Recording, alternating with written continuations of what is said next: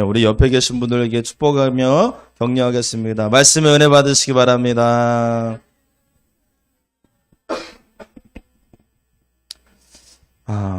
수련회 때 서로 안아주면서 기도하는 시간이 있었습니다. 안고 기도를 하는데 강사 목사님께서 상대방 아는 사람에게 조금 기대어서, 서로 기대어서 좀 쉼을 느끼라 이렇게 요청을 하셨습니다.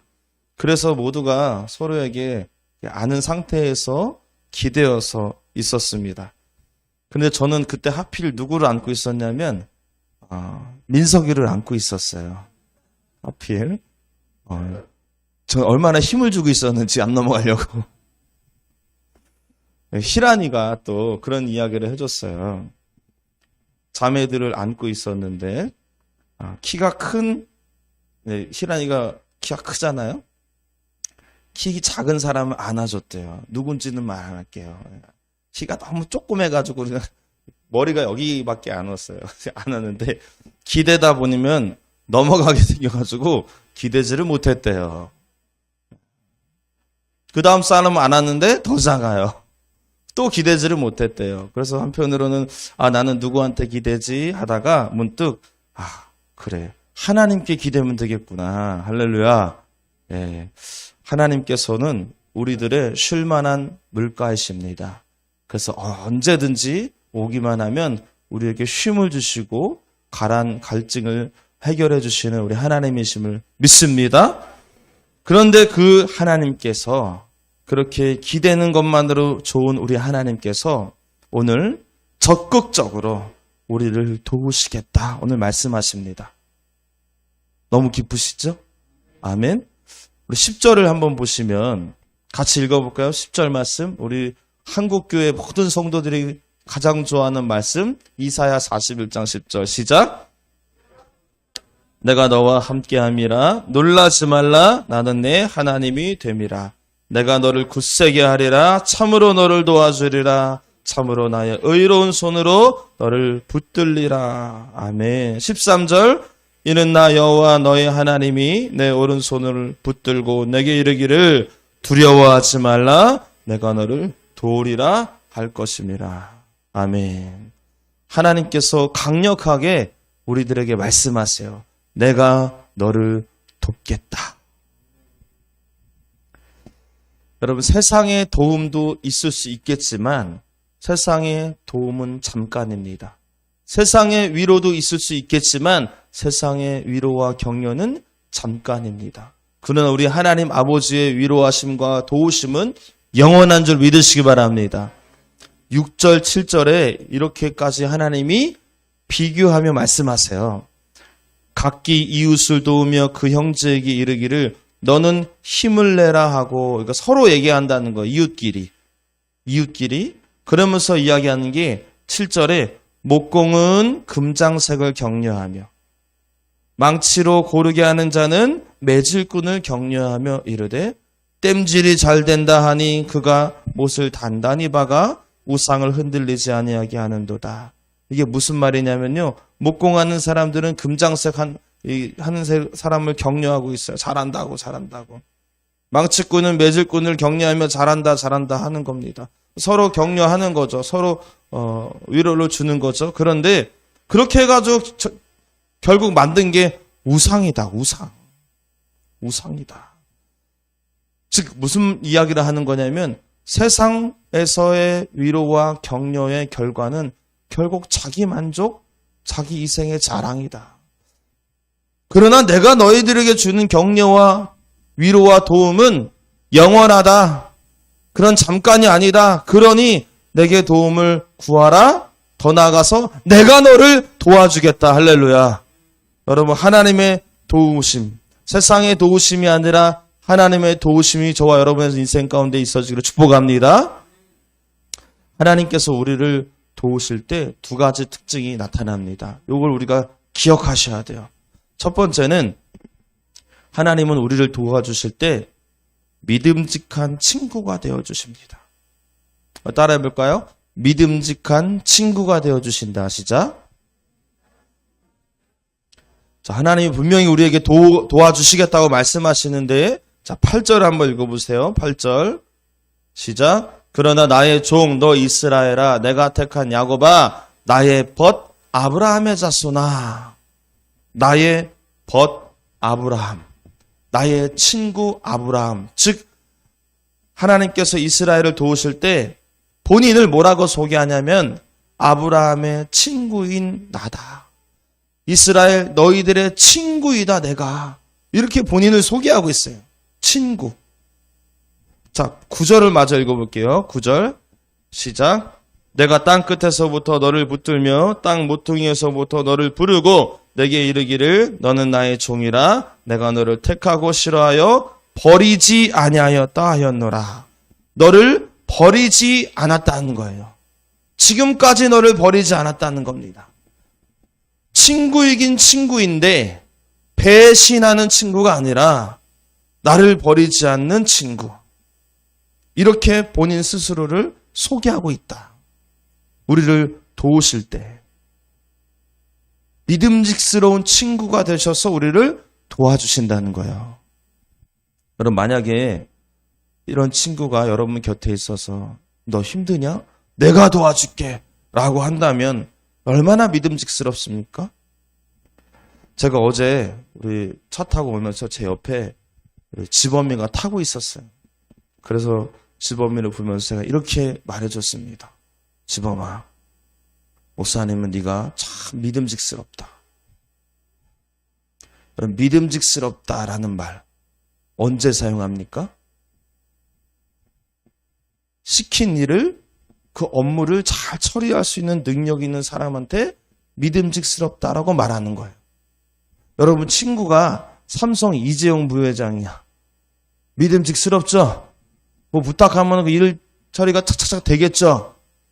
일 처리 능력이 있으면 믿음직스러운 거예요. 두 번째, 근데 여기서 끝나지 않습니다. 두 번째가 실은 더 중요해요. 언제 믿음직스럽다는 말을 쓰냐면은 내가 그 일을 시킬 때, 저 사람한테 내가 일을 시킬 때 그 사람이 싫은 기색을 띈다. 요거는 믿음직스럽지 못한 거예요. 내가 일을 시키는데 그 사람이 알겠습니다. 좋지요. 좋은 마음으로 기쁜 마음으로 반응해주면 그 사람은 믿음직스러운 사람인 거예요. 아무리 능력이 있어도 일처리를 잘하는 능력이 있어도 그 사람이 나를 좋아해준다, 나를 신뢰한다라는 마음이 느껴지지 않으면 제 입장에서는 그 사람이 믿음직스럽지 못한 거예요. 지범이, 저는 알고 있습니다. 지범이가 드디어 김영광 목사를 신뢰한다는 거. 제가 시키면요? 네, 이거 할까요? 저거 할까요? 적극적으로 움직입니다. 일을 시켜보면 느껴집니다. 그래서 계속 지범이한테 시키고 싶어요. 그래서 믿음직스러운 사람한테 계속 부탁하는 거구나. 자, 중요한 것은 뭐냐면요. 일을 잘하고 나를 좋아해주는 그런 믿음직한 사람이 먼저 다가와서 내 문제를 도와주겠다고 한다면 걱정이 되시겠어요? 두려움이 계속 남아있으시겠습니까? 아니죠. 능력도 있습니다. 해결할 능력도 있고 또 나를 그렇게 좋아해줘. 그런 사람이 먼저 다가와서 이런 문제였지 내가 도와줄게 라고 하면요. 두려움이 사라지는 겁니다. 할렐루야. 걱정이 사라지는 겁니다. 할렐루야. 반면에 믿음직스럽지 못한 사람이 먼저 다가와서 내가 도와줄게 라고 하면요. 오히려 잘 할 수 있을까? 불안해지는 거예요. 나를 좋아해 주긴 하는데 능력이 없어. 지범이가 저를 너무너무 좋아해 주지만 교회 건축하는데 목사님 제가 건축하는 그 행정처리 제가 도와줄게요. 너무 불안해. 너무 불안해. 너무 불안해. 아직 학생이니까 그런 거 잘 모를 거 아니에요. 나를 좋아해 주긴 하지만 그런 일 처리를 할 수 있는 그 일을 처리할 수 있는 능력이 안 되면요. 도와준다고 해도 불안한 거예요. 반대로 능력은 있어. 능력은 있는데 저를 별로 안 좋아해. 매일같이 흉보는 걸 내가 또 알아. 나에게 눈을 짝짝 째려보는 걸 내가 또 느껴. 그런 사람이 어느 날 갑자기 제가 도와줄게요. 왠지 더 불안해. 뒤통수 치는 건 아닐까? 도와준다고 다 하고 그냥 확 날라버리는 건 아닐까? 믿음스럽지 못한 사람이 도와준다 그러면 더 불안해지는 거예요. 여러분, 하나님께서 오늘 이스라엘 백성들에게 내가 너를 도와줄게. 두려워하지 마. 걱정하지 마. 라고 다가오셨습니다. 이스라엘 백성들 입장에서는 하나님에 대해서 나를 도와준다고 하는 그 하나님에 대해서 확인해 봐야 될 게 있어요. 첫 번째 뭘 확인해 봐야 되겠습니까? 지금 우리의 문제를 해결해 줄 수 있는 능력이 하나님께 있으신가? 있어요, 없어요? 있지요. 그럼 첫 번째는 통과예요. 두 번째를 점검해 봐야 돼. 하나님이 우리를 여전히 좋아하고 계시는가? 요거를 점검해 봐야 돼요. 근데 요거는 확신이 없어요, 이스라엘 백성들이. 왜요? 지금 이 본문의 상황은 이스라엘 백성들이 그렇게 하지 말라는 우상숭배, 그렇게 순종을 안 하는데 불순종, 또 그래서 결국에 나라가 망한 지금 지경에 이른 거예요. 본인도 알잖아요. 지금 하나님 눈치가 보이는 거예요, 이스라엘 백성들이. 그런 와중에 하나님이 내가 너를 도와줄게 라고 하니까 하나님 우리를 여전히 사랑하시는가? 그게 불확실한 겁니다. 그럼 우리가 어떤 사람의 눈치를 보고 있어요. 왜? 지은 죄가 있으니까. 눈치를 막 보고 있는데 그 사람이 나를 도와주겠다고 하면은 그렇게 마음이 편하지는 않는 거예요. 이스라엘 백성들도 마찬가지입니다. 언제 하나님께 혼날지 몰라. 그렇게 불순종하고 그렇게 죄를 많이 지어서 결국 이 모양 이 꼴이 돼버렸어요. 근데 도와주신대. 마음이 편치가 않는 겁니다. 하나님이 언제 나를 혼내실지 모를 것 같아. 언제 갑자기 얼굴색이 변해서 너 옛날에 이런 죄 짓지 말라 근데 왜 그랬냐 그때? 이렇게 물으시면 할 말이 없어. 하나님께서 우리를 여전히 사랑하시는가? 이 문제가 이스라엘 백성들에게 현재 마음에 걸림돌이 되는 거예요.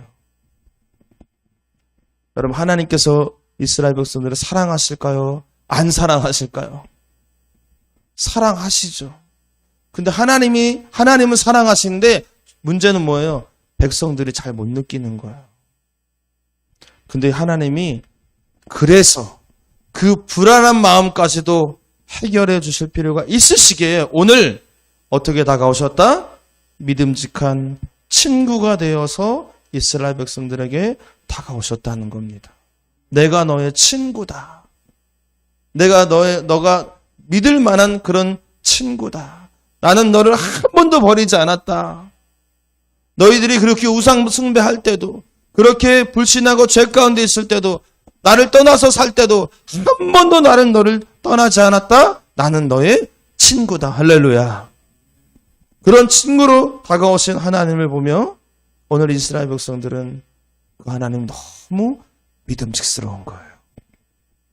여러분, 하나님께서 오늘도 마찬가지입니다. 우리에게도 마찬가지입니다. 우리를 너무 사랑하십니다. 그리고 그분 능력도 있으십니다. 그런 분이 우리를 도우시겠다고 하시는 거예요. 두려워하지 마십시오. 걱정하지 마십시오. 가정의 문제 왜 없겠습니까? 있지요.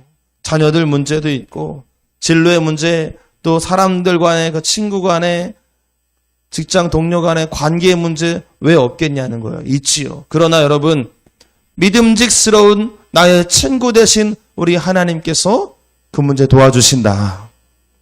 혹 그 문제가 내 실수로 인한 문제일지라도, 내 죄 가운데 나타난 결과일지라도 하나님은 그것을 우리를 정죄하지 않고 우리를 도와주신다. 할렐루야. 여러분, 하나님께 도움을 구하시기를 바랍니다. 하나님 도와주십시오. 구하시되, 그러나 여러분들도 하나님을 사랑하는 마음으로 구하시기 바랍니다. 그 사랑의 마음이 빠지고 그냥 도와달라고만 하는 것은 하나님을 도구로 이용하는 것밖에 안 돼요. 여러분, 도움을 구하시되 이 세상 그 무엇보다도 하나님을 사랑합니다. 그 마음으로 도움을 구하시고 하나님께 도움을 받으시기를 축복합니다. 두 번째, 하나님께서 우리를 도우실 때 어떤 모습으로 도와주시냐면은 조금 자극적이에요, 표현이. 복수해 주십니다.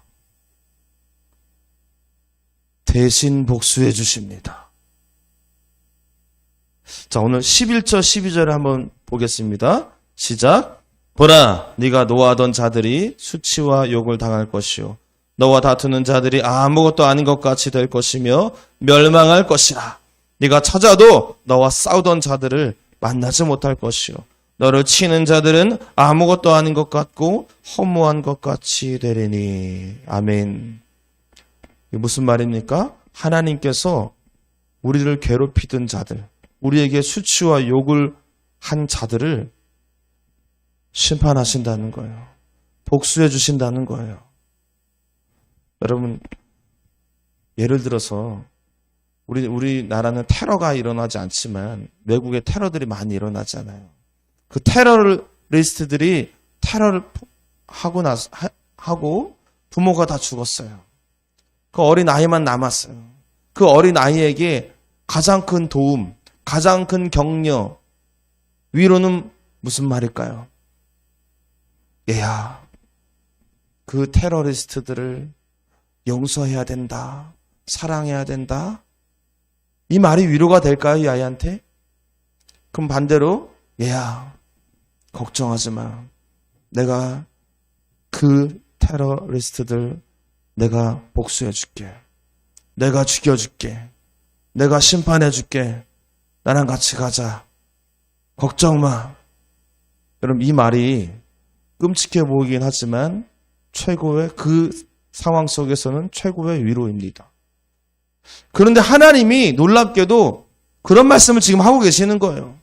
너에게 막 화를 내고 너희들에게 수치를 주고 욕을 했던 자들 내가 다 쓸어버릴게. 다 쓸어버려서 다시는 너를 만나지 못하도록 내가 다 해결해 줄게. 대신 복수해 주시겠다는 거예요. 여러분, 또 이렇게 말하면 우리 하나님을 오해하세요. 아, 그래, 맞아. 하나님은 무서운 사람이야. 무서운 분이야. 그게 아니라 대신 복수해 주신 이유가 뭐냐면요. 내 자녀들의 마음속에 그 원통함이 남아있지 않게 하기 위해서 그렇게 하시는 거예요.